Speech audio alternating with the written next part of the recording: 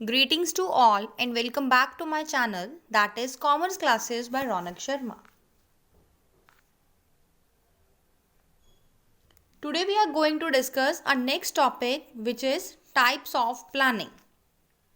Basically, there are 5 types of planning divided on the basis of coverage of activities, on the basis of breadth, on the basis of time, on the basis of approach adopted, or on the basis of degree of formalization. First one is on the basis of coverage of activities. It includes corporate planning and functional planning. On the basis of breadth, planning includes strategic planning and tactical planning. And if we talk about on the basis of time, then planning is divided into 3 parts, that is long term planning, medium term planning and short term planning. On the basis of approach adopted, proactive planning and reactive planning. And last one is on the basis of degree of formalization.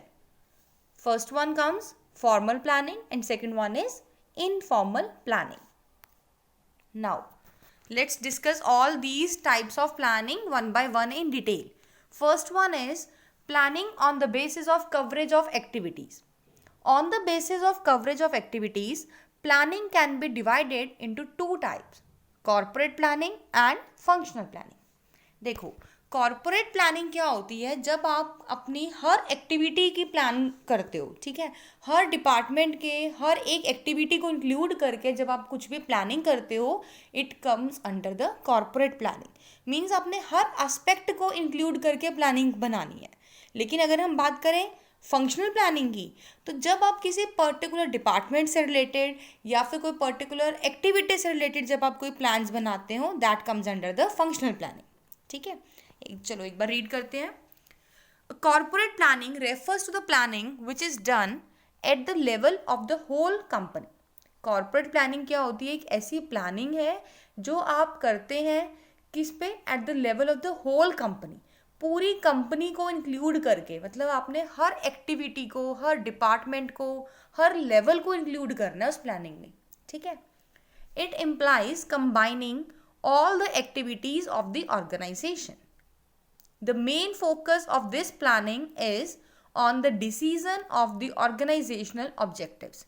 देखो, main focus क्या होता है corporate planning का, कि आपकी company ने जो भी ऑब्जेक्टिव्स आपने टारगेट्स सेट कर रखे हैं उन सबको क्या कर लो, अचीव करो. ठीक है. For the realization of these objectives plans are made. तो देखो, जो भी आपके ऑब्जेक्टिव्स हैं ना, उनको फुलफिल करने के लिए, उसे अटेन करने के लिए ही ये प्लानिंग की जाती है. कौन सी वाली, कॉर्पोरेट प्लानिंग. ठीक है.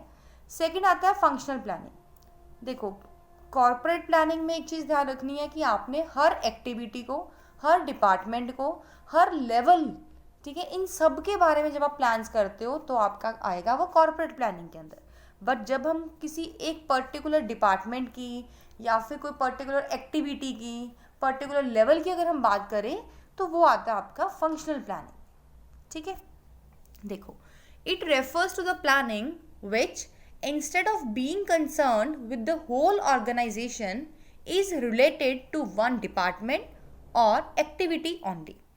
देखो, पूरी कंपनी के ऊपर ना फोकस करते हुए जो फंक्शनल प्लानिंग है उसका मेन मोटिव क्या होता है, ये किससे रिलेटेड होती है, कोई पर्टिकुलर डिपार्टमेंट से या फिर किसी पर्टिकुलर एक्टिविटी से. The main activities for which planning is done are. देखो, अब हम ये चीज़ बोल रहे हैं ना, कोई एक एक्टिविटी के ऊपर फोकस होगा या फिर कोई एक पर्टिकुलर डिपार्टमेंट से रिलेटेड आप प्लान्स बनाओगे, तो वो पर्टिकुलर एक्टिविटी कौन सी है या फिर पर्टिकुलर डिपार्टमेंट्स कौन से हैं जिनसे रिलेटेड आप क्या करोगे, प्लानिंग. कौन कौन से होंगे आपके, प्रोडक्शन हो सकता है, मार्केटिंग, फाइनेंस, पर्सोनल, इसमें और भी आ सकते हैं. देखो, HR आ गया. ठीक है. प्रमोशन हो सकता है. ठीक है. अब ये देखो, ये आपकी एक्टिविटीज़ भी हो सकती हैं, ये आपके डिपार्टमेंट्स भी हो सकते हैं, दोनों हो सकते हैं. अगर हम बात करें प्रोडक्शन, एक एक्टिविटी भी है और प्रोडक्शन डिपार्टमेंट भी है. ठीक है. अगर सपोज हम बात कर रहे हैं, प्रोडक्शन के ऊपर आपका फोकस है, तो आप बाकी जो आपकी एक्टिविटीज़ है ना, लाइक मार्केटिंग है, HR है, रिसर्च है, पर्सोनल है आपके, इनको आप इग्नोर कर दोगे. फिर आपने अगर प्लान्स बनाने हैं तो आप सिर्फ और सिर्फ प्रोडक्शन से रिलेटेड ही बनाओगे. ठीक है. This planning is a part of the corporate planning. Functional planning क्या होता है? कॉर्पोरेट प्लानिंग का एक छोटा सा पार्ट होता है. Corporate planning means covering all the aspects of the organization. But functional की प्लानिंग की बात करें तो कॉर्पोरेट प्लानिंग का कुछ एक पर्टिकुलर पार्ट होता है, कुछ पर्टिकुलर क्या है, ये आपका कंपोनेंट है. Therefore, from this planning, it is expected that it will help in the success of the corporate planning. तो ये आप ये एक्सपेक्ट करते हो कि functional planning being a part of the corporate planning ये हेल्प करता है कि जो भी आपके कॉर्पोरेट प्लानिंग के अंदर आपने प्लान्स बनाए थे उसे आप सक्सेसफुली कंप्लीट कर सको. ठीक है. Next one is planning on the basis of breadth. Planning on the basis of breadth के अकॉर्डिंग हमारे पास कितने हैं? 2 टाइप्स के प्लान्स होते हैं. First one is strategic plan and the second one is tactical planning. ठीक है. देखो दोनों ही स्ट्रेटेजिक एंड टेक्टिकल बोथ इनमें हम क्या करते हैं? एनवायरमेंट की स्टडी कर रहे हैं. ठीक है. एनवायरमेंट से रिलेटेड आप प्लान्स बनाते हो. But the difference is under the strategic planning main focus of the company is on the external environment. ठीक है. लाइक इकोनॉमिक एनवायरमेंट हो गया आपका, पॉलिटिकल एनवायरमेंट है, टेक्नोलॉजिकल एनवायरमेंट, लीगल, सोशल. ठीक है. स्ट्रेटेजिक में आपने एनवायरमेंट के ऊपर देखो फोकस दोनों में ही करना है, स्ट्रेटेजिक और टेक्टिकल. बट द डिफरेंस क्या है? स्ट्रेटेजिक प्लानिंग के अंदर आपने क्या करना है? एक्सटर्नल एनवायरमेंट पे फोकस करना है. और जो नेक्स्ट आएगा आपका टेक्टिकल प्लानिंग, इसमें भी एनवायरमेंट है बट इंटरनल. ठीक है. चलो एक बार रीड करते हैं. It refers to the organization's decision taken in the context to its environment with regard to its long-term direction and position. देखो ये किस टाइप की प्लानिंग होती है जिसके अंदर ऑर्गेनाइजेशन डिसीजन लेती है रिलेटेड टू द एनवायरनमेंट. ठीक है. और वो डिसीजन कैसे होंगे? आपके लॉन्ग टर्म डायरेक्शन के होंगे. ऐसा नहीं है कि आपने आने वाले कुछ वीक्स के रिलेटेड कुछ ले लिया, कुछ हम बोले कि हमने 1-2 डेज के लिए आपने कोई डिसीजन या प्लानिंग बनाई है. No, it is a long term direction and position. Under this planning the main focus is on environmental factors like economic, political, technological and social. देखो इस टाइप के प्लानिंग के अंदर मेन फोकस किसके ऊपर होता है? आपका एनवायरमेंटल फैक्टर्स के ऊपर. ठीक है. जो कि आपके एग्जांपल्स दे रखे हैं, इकोनॉमिक भी हो सकता है आपका, political, social, culture, legal, technological, any. ठीक है. The changes likely to take place in these factors are estimated. After this necessary preparation is made to face the threats created and avail of the opportunities of profits offered by these changes. देखो जब आपने strategic planning करनी है ना, तो हमारे जितने भी एक्सटर्नल एनवायरनमेंट के जो भी आपके कंपोनेंट्स होते हैं, आपने क्या करना है? उन फैक्टर्स की पहले अच्छे से स्टडी करनी है. आपने एस्टिमेट लगाना है कि किस पर्टिकुलर फैक्टर से आपको क्या इम्पैक्ट पड़ेगा. ठीक है. आपने क्या करना है? सबसे पहले इन फैक्टर्स का एस्टिमेट लगाना है. फिर आपने नेसेसरी प्रिपरेशंस करनी है so that you are able और you are capable to face the threats. जो ये एनवायरमेंटल फैक्टर्स थ्रेट्स क्रिएट करेंगे आपके लिए, आप कैपेबल हो. आपने अपने आप को इस तरह से प्रिपेयर करना है. ठीक है. कि आप कैपेबल हो कि इन थ्रेट्स को आप फेस कर सको. या फिर जो ये एनवायरमेंटल फैक्टर्स आपको अपॉर्चुनिटीज प्रोवाइड करेंगे, आप उन्हें अवेल कर सको. ठीक है. देखो एक बार दोबारा देखते हैं. The changes likely to take place in these factors are estimated. सबसे पहले आपने क्या करनी है? फैक्टर्स को एस्टिमेट करना है. After this necessary preparation is made to face the threats created and avail of the opportunities of profit offered by these changes. Right? Next one is tactical planning. Under this planning, a detailed study of the activities taking place day to day is made.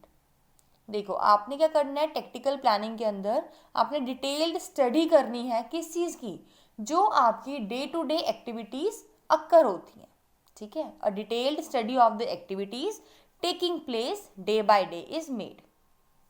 This planning is done by the lower level managers. ये इस type की planning मतलब जो tactical planning है आपकी, वो कौन करते हैं? Lower level managers. While making this planning, the focus is on the internal environment. जब भी आप टेक्टिकल प्लान्स बनाएंगे तो आपका मेन फोकस क्या होगा, इंटरनल एनवायरनमेंट के ऊपर। जो भी आपके इंटरनल एनवायरनमेंट में कंपोनेंट्स होते हैं, ठीक है, आपने उनको ध्यान में रखते हुए ही अपनी टेक्टिकल प्लानिंग बनानी है। आई होप यहाँ तक क्लियर होगा। ठीक है, एक बार देखते हैं फटाफट से। देखो, सबसे पहले हमने फर्स्ट करा है planning on the basis of coverage of activities. On the basis of coverage of activities we are having two types of planning. First one is corporate planning and the second one is functional planning. ठीक है, corporate planning क्या बोलता था कि आपने क्या करना है, हर एक लेवल पे हर एक एस्पेक्ट को, एक्टिविटी को, सबको इंक्लूड करना है, देन प्लान्स बनाने हैं। ठीक है, मतलब ऐसा कोई भी एस्पेक्ट ना हो, कोई भी एक्टिविटी ना हो जिसको आप छोड़ दो। ठीक है, आपने हर चीज़ के ऊपर ध्यान रखते हुए ही आपने प्लान्स बनाने। लेकिन जब हम बात करें फंक्शनल प्लानिंग की, तो फंक्शनल प्लानिंग क्या बोलती है कि जब भी आप कोई प्लान्स बनाएंगे किसी पर्टिकुलर डिपार्टमेंट का, सपोज प्रोडक्शन डिपार्टमेंट के आप प्लान्स बना रहे हो, ठीक है, मार्केटिंग डिपार्टमेंट का प्लान बना रहे हो, या फिर कोई पर्टिकुलर एक्टिविटी के रिलेटेड जब आप प्लान्स बनाते हो, that comes under the functional planning. ठीक है, देन हमने किया है planning on the basis of breadth. इसके बेसिस पे आपके पास टू टाइप्स की प्लानिंग होती है। First one is strategic planning and the second one is tactical planning. Strategic planning देखो क्या होती है, जब आप एनवायरमेंटल फैक्टर्स की स्टडी करते हुए प्लान्स बनाते हो। ठीक है, लाइक इकोनॉमिकल फैक्टर्स हैं आपके, पॉलिटिकल है, टेक्नोलॉजिकल है, सोशल फैक्टर्स हैं। जब आपने इन सबको ध्यान में रखते हुए प्लानिंग करनी है, ठीक है, फिर आप अपने आप को इस तरह से प्रिपेयर कर लेते हो कि जो भी ये फैक्टर्स आपको थ्रेट क्रिएट करेंगे आप उसे फेस कर पाओ। थ्रेट का मतलब प्रॉब्लम्स फेस करवाना। ठीक है, प्रॉब्लम्स जो आपको फेस करनी पड़ेंगी, या फिर जो भी अपॉर्चुनिटीज होंगी प्रॉफिट्स अर्न करने की, आप उन्हें अवेल कर सको। देन हमने किया टेक्टिकल प्लानिंग। इसमें क्या होता है, आपने डिटेल्ड स्टडी करनी होती है जो कि आपके day to day activities occur होती हैं, और ये कौन करता है, लोअर लेवल मैनेजर्स बनाएंगे। और इस टाइप की प्लानिंग के अंदर मेन फोकस किसके ऊपर होता है, हमारा इंटरनल एनवायरनमेंट। ठीक है, अब मेन थर्ड कैटेगरी क्या है आपके पास प्लानिंग की, planning on the basis of time. Time के बेसिस पे प्लानिंग हमारे पास थ्री टाइप्स में डिवाइड है। First one is long term planning, second medium term planning and the third one is short term planning. देखो, on this basis planning is of the following three types.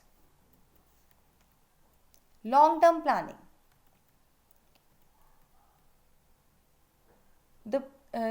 This planning is for a period of more than 5 years। देखो, जब भी आप plans बनाते हो ना, अगर आपने अपने प्लान्स मोर देन 5 years के लिए बनाए हैं, then it will come under the long term planning.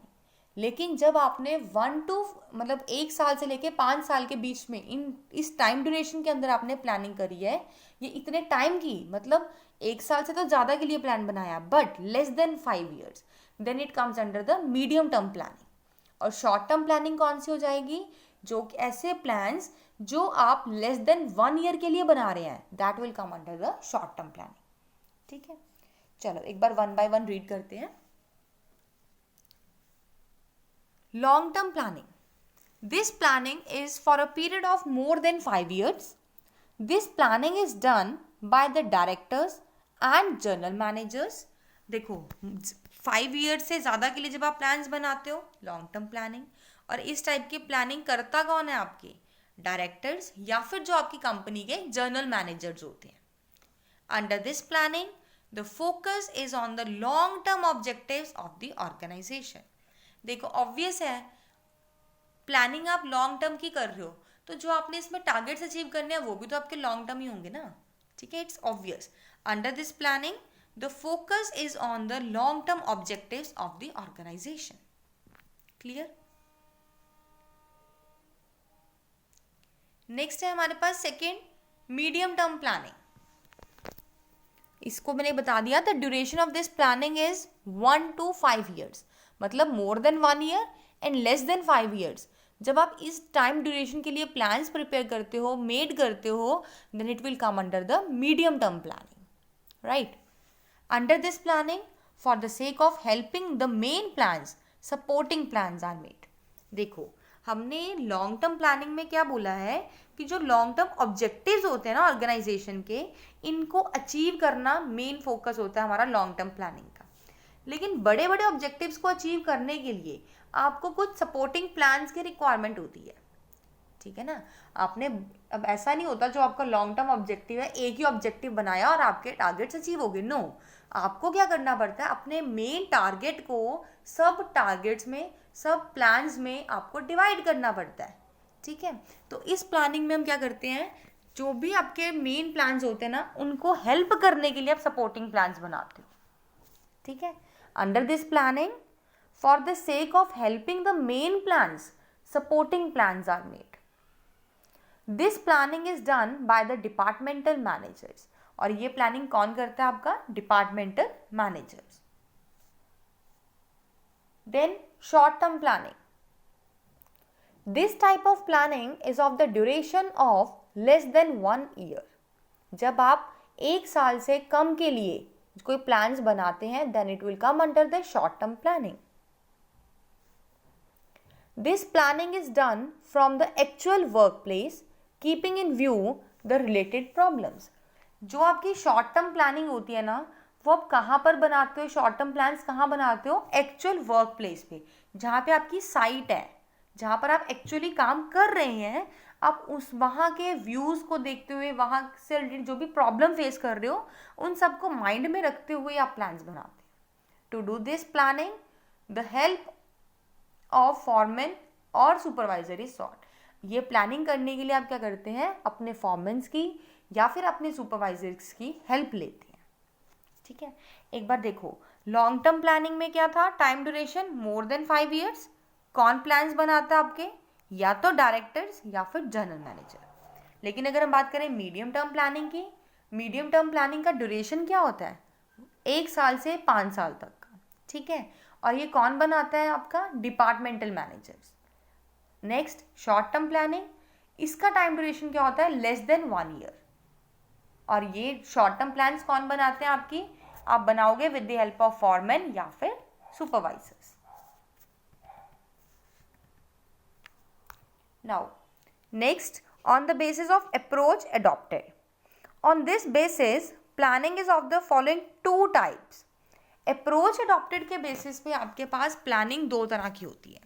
First one is proactive and second one is reactive. देखो, प्रोएक्टिव प्लानिंग क्या होती है, कोई भी सिचुएशन अक्कर होने से पहले जब आप प्लान्स बना लेते हो. ठीक है. जब आप प्लान्स एडवांस में बना लेते हो कि फ्यूचर में पर्टिकुलर हैपनिंग होगी और हमने उसके लिए प्लान्स बनाए हैं. ठीक है. तो उसे हम बोलते हैं प्रोएक्टिव प्लानिंग. अभी हम पढ़ेंगे, अच्छे से समझ आ जाएगा. ठीक है. और एक ओवरव्यू दे रही हूँ अभी जस्ट. और रिएक्टिव प्लानिंग क्या होता है, जब आप पर्टिकुलर प्रॉब्लम को फेस कर लेते हो उसके बाद आप प्लानिंग करते हो. देखो एक एग्जांपल है, सपोज आपका कोई टेस्ट हुआ, आपने ऑब्जर्व करा कि आपके स्कोर बहुत लेस हैं. ठीक है. बहुत कम मार्क्स आने के बाद आप टाइम टेबल बना रहे हो, उसके बाद आप प्लानिंग कर रहे हो कि आपने कैसे स्टडी करनी है, then it will come under the reactive planning. पहले कुछ हुआ, कुछ अक्कर हुई सिचुएशन, उसके ऊपर आप रिएक्ट कर रहे हो. ठीक है. लेकिन अगर हम बात करें प्रोएक्टिव प्लानिंग की, आपको जस्ट आपकी डेट शीट आई, आपने प्लानिंग करनी स्टार्ट कर दी, मुझे कौन सा सब्जेक्ट कब पढ़ना है, कितना टाइम देना है, आपने एडवांस में करनी स्टार्ट कर दी टू फेस द सिचुएशन, या फिर हम बोलते हैं टू फेस योर एग्जामिनेशन. ठीक है. चलो अब मैनेजमेंट के कॉन्टेक्स्ट में पढ़ते हैं कि प्रोएक्टिव प्लानिंग और रिएक्टिव प्लानिंग होता क्या है. It refers to the planning for which preparation is done well in advance to face the changes taking place in the environment. Environment में जो भी changes अक्कर होने हैं उनको आप फेस करने के लिए जब आप एडवांस में ही प्लान्स बना लेते हो, that will come under the proactive planning. ठीक है. एक बार देखो, it refers to the planning for which the preparation is done well in advance to face the changes taking place in the environment. The organizations which follows this approach do not wait for the environmental changes. but start taking action much before their occurrence. ऐसी organisation जो proactive planning को adopt करती हैं, इस approach को adopt करती हैं, वो कभी भी वेट नहीं करते कि इन्वायरमेंट्स में चेंजेस आए आप तब प्लान्स करोगे. नो, कुछ भी चेंजेस आने से पहले ही वो क्या कर देते हैं, अपने आप को प्रिपेयर करते हैं, एडवांस में ही अपने प्लानिंग करके रख लेते हैं. ठीक है. प्रोएक्टिव का मतलब देखो, प्रो का मतलब प्री, पहले. ठीक है, आप कुछ अक्कर होने से पहले ही प्लानिंग कर रहे हो. रिएक्टिव मतलब कोई चीज आपने फेस कर ली है, अब उसके बाद आप उस पर रिएक्ट कर रहे हैं. चलो एक बार रीड करते हैं. It refers to the planning for which an organization starts doing to face the environmental changes after they have taken place. इसमें क्या करते हैं, it refers to planning for which an organization start doing to face the environmental changes after they have taken place. देखो, इस type की planning में क्या होता है, ऑर्गेनाइजेशन प्लान बनाएगी, ठीक है, ताकि वो एनवायरमेंटल चेंजेस जो अकर हो चुके हैं मार्केट इकोनॉमी के अंदर, उनको कैसे फेस करना है. ठीक है. जब आपके कोई चेंजेस अकर हो गए हैं ऑलरेडी एनवायरनमेंट में, उनको फेस करने के लिए जब आप कोई प्लान्स बनाते हो, it means you are preparing your reactive plans. An organization which follows this approach usually loses the profit opportunities. ठीक है. जनरली देखो, जब कोई चीज़ अक्कर होगी, आपको लॉस हो गया, उसके बाद आप अगर कोई प्लान्स बना रहे हो कि मुझे इस लॉस को कैसे कम करना है, तो एक टाइम के लिए तो अपने प्रॉफिट को लूज़ कर दिया ना. ठीक है. जो आपकी प्रॉफिट की अपॉर्चुनिटीज़ की थी, उस टाइम के तो आप उन्हें अवेल नहीं कर पाए ना.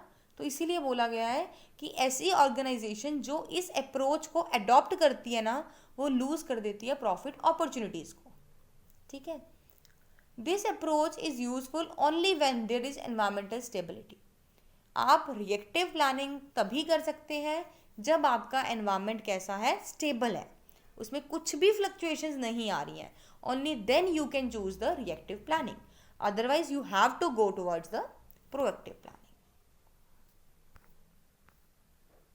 आई थिंक यहाँ तक क्लियर होगा. ठीक है. देखो नेक्स्ट क्या है, planning on the basis of degree of formalisation. Degree of formalisation के बेसिस पे हमने अपनी प्लानिंग को 2 टाइप्स में डिवाइड करा है. First one is formal planning and the second one is informal planning. देखो, फॉर्मल प्लानिंग में क्या है, it refers to the planning which is done according to a predetermined process. ठीक है. एक ऐसी प्लानिंग है जो कि आप करते हो according to some predetermined process. आपने पहले से सोचा हुआ है कि कब कौन से प्लान्स बनाने हैं, कौन उसे इम्प्लीमेंट करेगा, कितने टाइम में इम्प्लीमेंट करना है, हर चीज़ आपने डिसाइड करके रखी हुई है. ठीक है. Generally it has been observe that big organizations follow this formal planning.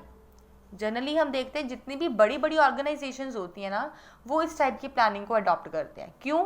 क्योंकि उनकी ऑर्गेनाइजेशन इतनी बड़ी है कि वो सडनली कुछ भी प्लान करें तो वो ज़रूरी नहीं है कि उनके लिए हेल्पफुल ही हो. ठीक है ना. तो उन्हें हर चीज़ पहले से डिसाइड करके चलनी पड़ती है. For this they establish a separate department. In this department a team of specialist is appointed. The team mainly consists of engineers, MBAs, statisticians, economists, etc. These people keep a constant watch over the environment and do not let any opportunity of profit slip out of their hands. जो भी देखो, हम क्या करते हैं, इस type की planning को करने के लिए हम कुछ स्पेशलिस्ट को अपॉइंट करते हैं. ठीक है. लाइक कोई इंजीनियर ले लिया, कोई MBA ले लिया, MBA डिग्री होल्डर है जो, कोई इकोनॉमिस्ट है, इन सबको आप लेते हो, हायर करते हो. ठीक है. और ये लोग क्या करते हैं, कॉन्स्टेंटली आपके एनवायरनमेंट के ऊपर एक आई रखते हैं. ठीक है ना. इनका ध्यान रहता है कि एनवायरनमेंट में कौन से चेंजेस आ रहे हैं, क्या टेस्ट चल रहा है मार्केट में, या मतलब हर तरह से मार्केट के ऊपर इनका मेन फोकस रहता है. ठीक है. और ये आपको हेल्प करते हैं कि जो भी अपॉर्चुनिटीज़ आएंगी प्रॉफिट की, आप उन्हें अवेल कर लो. आपके हाथ से कोई भी अपॉर्चुनिटी ऑफ प्रॉफिट्स को स्लिप नहीं होने देती. ठीक है. These people keep a constant watch over the environment and do not let any opportunity of profit slip out of their hands. Simple है, हम कर चुके हैं। ठीक है, नेक्स्ट देखो अब आता है इनफॉर्मल प्लानिंग। अब देखो नेम से सजेस्ट हो रहा है, अगर फॉर्मल प्लानिंग था तो उसके अंदर आप क्या कर रहे थे, हर चीज़ प्री डिटरमाइंड प्रोसेस से कर रहे थे, पहले से सब कुछ डिसाइडेड है, फिक्स है, आपने उसके अकॉर्डिंग प्लान्स बनाने, राइट। लेकिन अगर हम बात करेंगे इनफॉर्मल प्लानिंग की, इट मीन्स अब कुछ भी आपका प्री डिटरमाइंड नहीं है, सडनली होगा अब हर चीज़। It refers to the planning for which there is no predetermined process. Same बात बोल दी हमने, ऐसी प्लानिंग जिसके अंदर कोई भी पहले से डिसाइड किया हुआ कुछ प्रोसेस नहीं होता। This type of planning is based on the experience. अब हम इनफॉर्मल प्लानिंग को कैसे करते हैं, किसके ऊपर बेस्ड होते हैं, एक्सपीरियंस के बेस्ड होते हैं। This planning system is generally followed by small organization. देखो, जो हमारी फॉर्मल प्लानिंग थी वो लार्ज ऑर्गेनाइजेशन अडॉप्ट करती है, तो ऑब्वियस है ना, जो इनफॉर्मल होगी, पहले से कुछ भी डिसाइड नहीं है, सडनली प्लान्स करने हैं, तो बड़ी ऑर्गेनाइजेशन देखो ऐसा कर नहीं सकती। ठीक है, क्योंकि वो अचानक से कुछ प्लान करेगी तो मे बी उनके लिए फ्रूटफुल हो या फिर ना हो, तो 50-50 चांसेस है। तो ये इनफॉर्मल प्लानिंग कहाँ पे सुटेबल है, स्मॉल ऑर्गेनाइजेशंस में।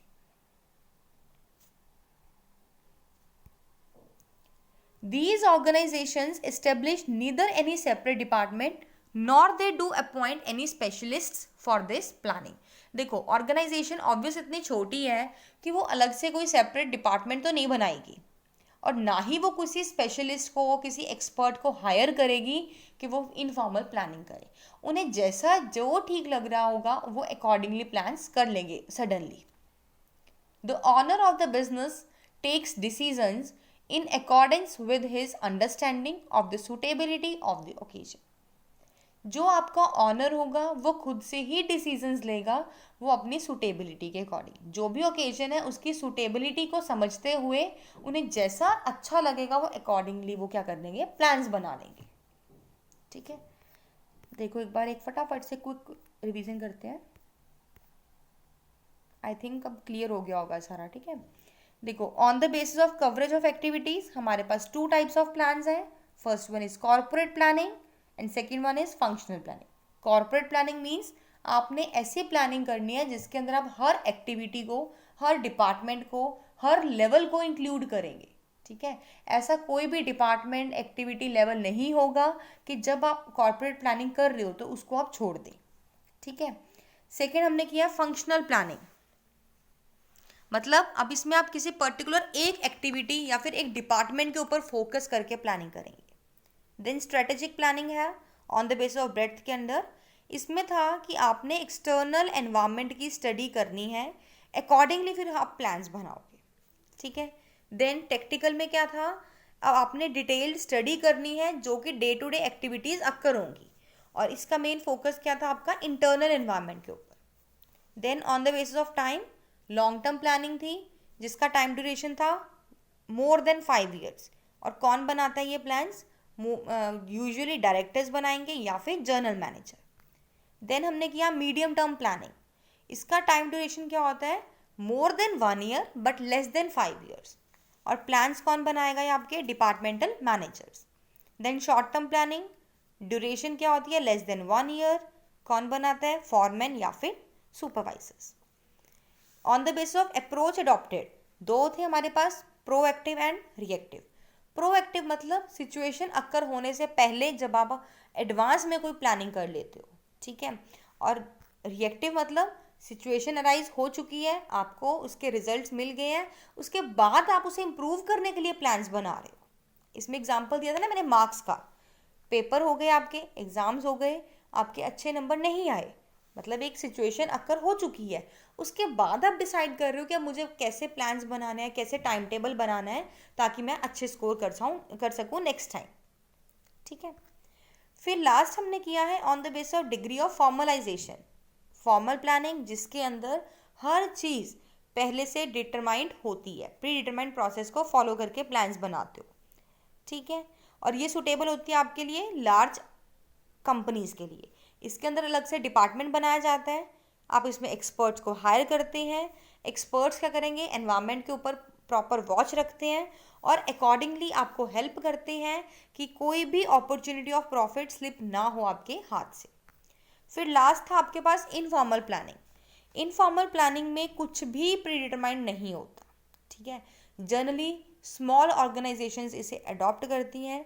यहाँ पर हम कोई भी स्पेशल डिपार्टमेंट नहीं बनाते, कोई भी हम स्पेशलिस्ट को हायर नहीं करते, ठीक है। जो ऑनर होता है यहाँ का ऑर्गेनाइजेशन का, वो अपनी अंडरस्टैंडिंग के अकॉर्डिंग उसे जो लग रहा है कि ओकेजन के अकॉर्डिंग सूटेबल है, वो एज पर दैट अपने प्लान्स बना लेता है, ठीक है। I hope this topic is clear to all of you. Thanks and have a wonderful day.